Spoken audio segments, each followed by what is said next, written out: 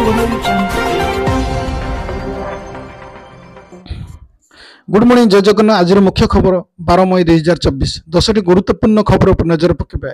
Number 1, DA लाभ सह कर्मचारी को मिल डबल ग्राजुएटी पाइप 5 लाख अतिरिक्त लाभ। केंद्रीय कर्मचारी रिलीफ खबर जनवरी 2024 रु सेमानंकर वर्धित महंगा भत्ता सुविधा मिलवाक जाउछि। मार्च रे घोषणा करा जायथिला जहाँपर सेमानंकर महंगा भत्ता 50% को वृद्धि पाइछे। डीए वृद्धि सहित अन्य भत्ता वृद्धि पाइछे। घर भड़ा भत्ता व्यतीत शिशु शिक्षा भत्ता एवं छात्रवृत्ति सब्सिडी अंतर्भुक्त।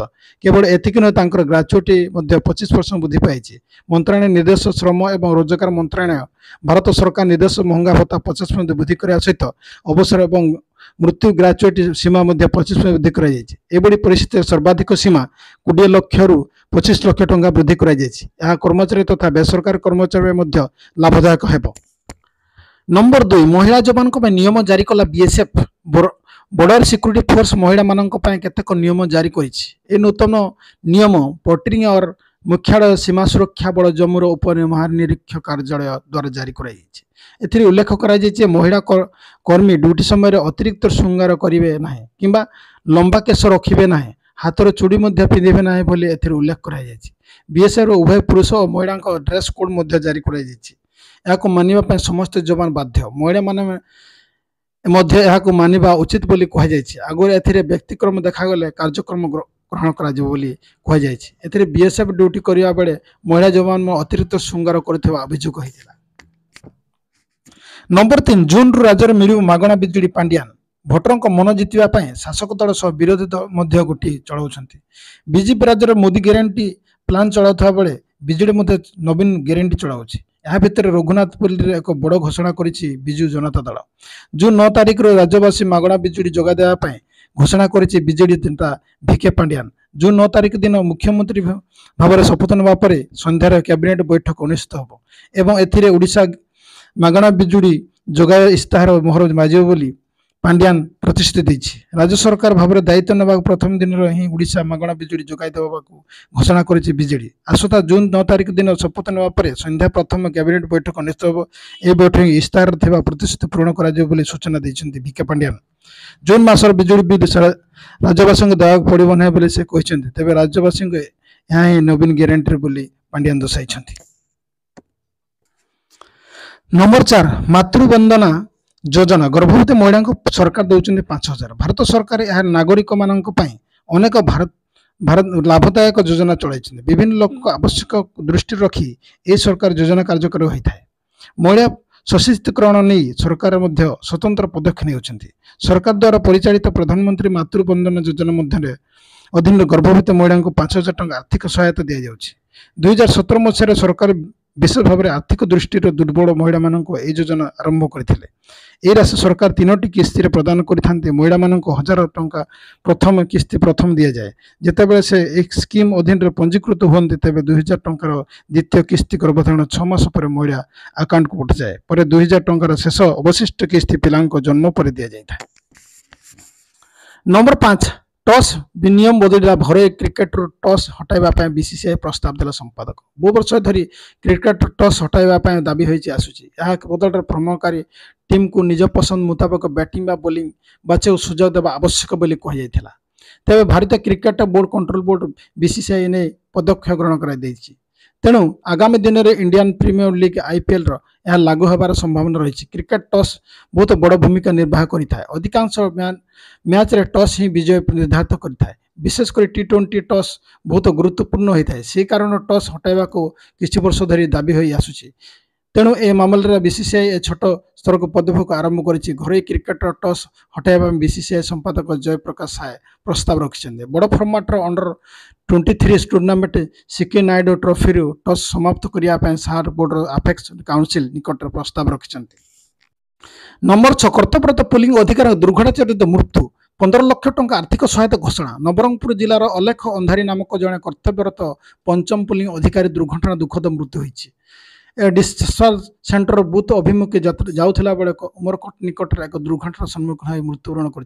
मुख्य निर्वाह अधिकारी निकुंज बिहार दल ए गभीर शोक प्रकाश करने स्वर्गत अंधारी शोक संतप्त परिवार वर्ग प्रति गभीर संवेदना जणाइछन्ति। आ सहित से अमर आत्मा सद्गति कामना କରିଛନ୍ତି।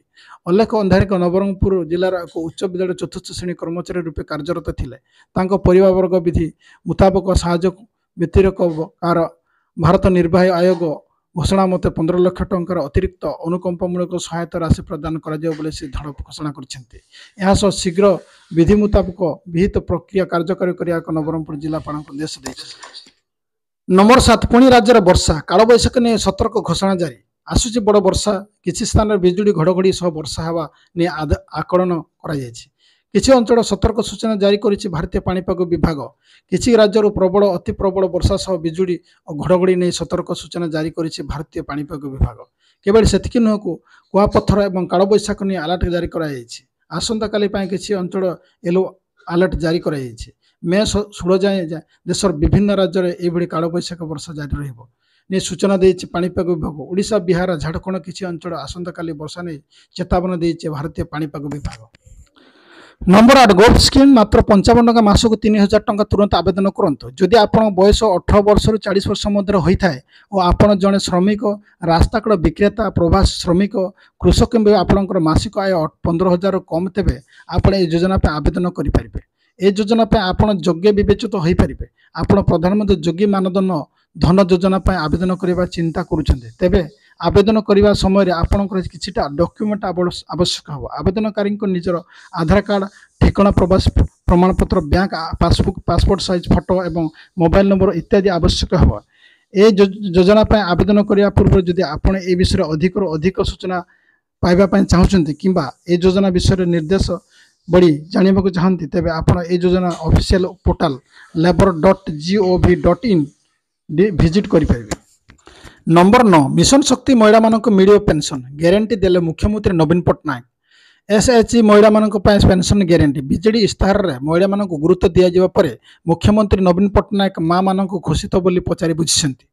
ଓଡ଼ିଶା ସହ ଅଭିବୃଦ୍ଧି କାହାଣୀର ମହିଳାମାନଙ୍କର ଏକ ଗୁରୁତ୍ୱପୂର୍ଣ୍ଣ ଭୂମିକା ରହିଛି। ସେମାନଙ୍କ ପାଇଁ ବିନା ସୁଧରେ 15 ଲକ୍ଷ ଟଙ୍କା ପର୍ଯ୍ୟନ୍ତ ଋଣ ଯୋଗାଇ ଦେବାର ଦେଶର ପ୍ରଥମ ରାଜ୍ୟ ହେବ। ବ୍ୟକ୍ତିଗତ ମହିଳା ଉଦ୍ୟୋଗମାନଙ୍କ ସେମାନଙ୍କ ବ୍ୟବସାୟ ଆରମ୍ଭ ଓ ବୃଦ୍ଧି ପାଇଁ 10 ଲକ୍ଷ ପର୍ଯ୍ୟନ୍ତ ସବସିଡିମୁକ୍ତ ଋଣ ଯୋଗାଇବା ପାଇଁ 100 କୋଟି ଟଙ୍କାର କର୍ପସ ପାଣ୍ଠି ସହିତ ସହାୟତା କରାଯିବ। ମିଶନ ଶକ୍ତି ମହିଳାଙ୍କ ପାଇଁ ପେନସନ ରହିବ। ସମସ୍ତ ତୃଣମୂଳ ସ୍ତରର ମହିଳା କର୍ମୀ ଓ ସମ୍ପ୍ରଦାୟ ସହାୟତା କର୍ମଚାରୀ, ଅଙ୍ଗନବାଡ଼ି କର୍ମୀ ଏବଂ ଆଶା ଗୁଡ଼ିକ BSKY କଭରେଜ ଏବଂ ସାମାଜିକ ସୁରକ୍ଷା ପେନସନ ମଧ୍ୟ ପାଇବେ। ନମ୍ବର 10 ମା ପତ୍ନୀ ଏତିମ ପିଲାଙ୍କୁ ହତ୍ୟା କଲେ ନିଜ ଜୀବନ ହାରିଲେ ଯୁବକ। ଉତ୍ତରପ୍ରଦେଶ ସୀତାପୁରରେ ଘଟିଯାଇଛି ଅଭାବନୀୟ ଘଟଣା। ମଥୁରା ଥାନା ଅନ୍ତର୍ଗତ ପୋଲ୍ହାପୁର ଗାଁରେ ଜଣେ ବ୍ୟକ୍ତି ନିଜ ପରିବାର 5 ଜଣଙ୍କୁ ହତ୍ୟା କରିବା ପରେ ଜୀବନ ହାରିଛନ୍ତି। ବ୍ୟକ୍ତି ଜଣକ ହେଲେ ଅନୁରାଗ ସିଂହ। ଏହି ଘଟଣା ଘଟାଇବା ପରେ ସମ୍ପୃକ୍ତ ଅଞ୍ଚଳରେ ଏବେ ଏହାକୁ ନେଇ ଚର୍ଚ୍ଚା ଜୋର ଧରିଛି। ଯୁବକ ଜଣକ 3 ପିଲାଙ୍କ ଛାତରୁ ଠେଲି ହତ୍ୟା କରିବା ପରେ ମାଙ୍କୁ ଗୁଳି ମାରିଦେଲେ।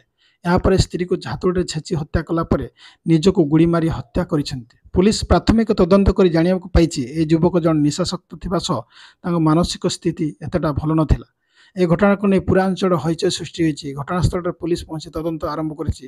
ଏହି ଘଟଣାକୁ ମୃତକମାନେ ହେଲେ ଅନୁରାଗ ମା ସାବିତ୍ରୀ ଦେବ 62, ପତ୍ନୀ ପ୍ରିୟଙ୍କା ସିଂହ 40, ଝିଅ ଅଶ୍ବି 12, ଅନ୍ୟ ଝିଅ ଆରନା 8, ପୁଅ ଅନୁରାଗ।